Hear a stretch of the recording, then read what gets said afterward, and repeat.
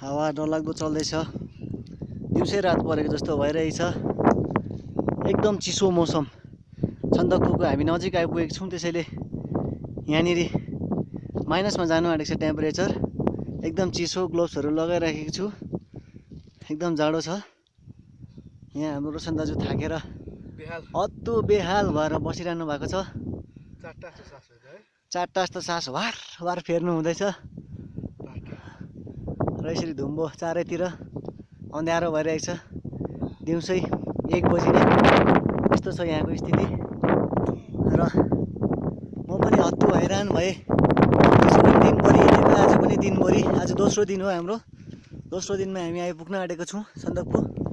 अहिले पनि यस्तो उकालो बाटो 3 किलोमिटर हिँड्नुपर्छ अझै हामी। गाडीहरू आइरहेको छ तलबाट।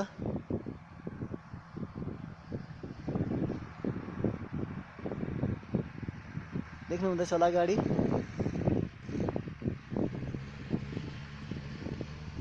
यो गाडी सन्दकपू नै गएको हर्ष उल्लासको साथ गाडीमा गइरहेछ।